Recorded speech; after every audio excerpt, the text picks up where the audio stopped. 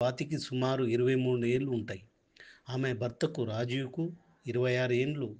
ఇద్దరు ప్రేమించి పెళ్లి చేసుకున్నారు. వీరి పెండ్లికి ముందు పెద్దలను ఒప్పుకోలేదు. తర్వాత తప్పక ఒప్పుకున్నారు. 6 నెలలు మాత్రమే ఇద్దరు మంచిగానే ఉన్నారు. తర్వాత పరిస్థితి బాగులేదు. స్వాతి వాళ్ళ అమ్మ తన ఇంటికి దగ్గరలోని ఓ ఇల్లు తీసుకొని అందులో వీళ్ళను పెట్టింది. దీని కారణం రాజీవ్ ఇంట్లో ఏమి పట్టించుకోవడం లేదు. రాజీవ్ తల్లి అయితే వీళ్ళ గురించి పట్టించుకునేది కాదు. ఈమెను భర్త లేడు. ఒక అమ్మాయికి పెళ్లి చేసింది. మరో అమ్మాయి పెళ్లి ఉంది. ఈ టైంలో వాళ్ళు ఈమె దగ్గరకు వస్తే ఇబ్బంది పడుతుందని ఆమె ఆలోచించింది. దాంతో వాళ్ళ బాధ్యత స్వాతి తల్లి యాదమ్మకు తప్పలేదు. యాదమ్మనే ఇంట్లో కావలసిన సరుకులు ఇప్పించింది. ఇంతలోనే స్వాతి గర్భవతి అని తెలిసింది. యాదమ్మనే ఆసుపత్రిలో చూసి మందులు ఇప్పించింది. రాజీవ్ మాత్రం ఎలాంటి పని చేయకుండా ఎక్కడైనా ఉద్యోగంలో చేరితే మూడు 4 నెలల కంటే చెయ్యడు. స్వాతి కూడా భర్తను ఏమీ అనేది కాదు. పైగా నా భర్తను ఏమీ అనకూడదు. ఇంట్లో ఉంటే ఏమవుతుంది? కొన్ని రోజుల తర్వాత ఉద్యోగానికి వెళ్తాడు అంటూ అతను వెనకేసుకొచ్చింది. సరేలే పాపో బాబో పుట్టిన తర్వాత బాధ్యత తెలుస్తుందిలే అనుకొని వదిలేసింది. కానీ రాజీవ్ మాత్రం బాగా జలసలకు అలవాటు పడ్డాడు. బాబు పుట్టిన తర్వాత కూడా అతనిలో మార్పు ఏమి రాలేదు. యాదమ్మకు భారం మరింత పెరిగింది. కానీ ఏం చేయలేని స్థితిలో ఎలాగైనా రాజీవ్తో మాట్లాడి ఉద్యోగానికి పంపాలనుకుంది. కానీ అది సాధ్యం కాలేదు. అప్పుల వాళ్ళు వచ్చి అప్పుల వల్ల ఇంటికి వచ్చి ఆమెను తిట్టేవారు. దాంతో స్వాతి, రాజీవ్ నువ్వు పనికి వెళ్ళు. బాబు పుట్టాడు, ఏడాది అవుతుంది. ఇంకా కొన్ని రోజులు మనం అమ్మకు భారం ఉండకూడదు. ఒక ఉద్యోగం చూసుకో. నేను కూడా ఏదైనా చూసుకుంటా అంది. నన్ను ఉద్యోగం చేసుకోమంటావా అంటూ స్వాతిని కొన్ని రోజులు ఇబ్బంది పెట్టాడు. స్వాతి మాత్రం ఉద్యోగం చూసుకుంది. కొన్ని రోజులకు అతను కూడా ఉద్యోగంలో చేరాడు. బాబును చూసుకోవడానికి ఎవరు లేకపోవడంతో యాదమ్మను పని మానేసి బాబును చూసుకునేది. రాజు ఉద్యోగానికి వెళ్ళినా ఇంట్లో డబ్బులు ఇచ్చేవాడు కాదు. ఉద్యోగంతో పాటు కొత్త అలవాటు నేర్చుకున్నాడు. తాగుడు, సిగరెట్ మొదలుపెట్టాడు. దాంతో స్వాతి అతని దూరం పెట్టింది. అప్పటి నుండి ఇద్దరు మధ్య గొడవలు మొదలయ్యాయి. రాజీవ్ ప్రవర్తనతో స్వాతికి విసిగిపోయింది. ఇలాంటి పరిస్థితుల్లోనూ రెండోసారి గర్భవతి అయింది. డాక్టర్ బలహీనంగా ఉన్నావు, దీని గురించి ఎక్కువగా ఆలోచించకు, ప్రశాంతంగా ఉండు, మంచి ఆహారం తీసుకో అని చెప్పాడు. ఇవేమి పట్టించుకోని రాజీవ్ ఇంటికి కూడా సరిగా వచ్చేవాడు కాదు. వచ్చినా ఎప్పుడూ ఫోన్లో మాట్లాడుతుండేవాడు.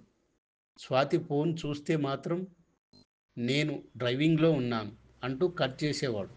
దాంతో స్వాతి ఒకరోజు అతను పనిచేస్తున్న ఆఫీస్కి వెళితే అసలు నిజం బయటపడింది. రాజు అతనితో పాటు పనిచేసే మరో అమ్మాయితో సంబంధం పెట్టుకున్నాడు. ఇలా ఎందుకు చేస్తున్నావు అంటే నాకు ఆమె నచ్చింది కాబట్టి ఆమెతో మాట్లాడుతున్నాను అన్నాడు.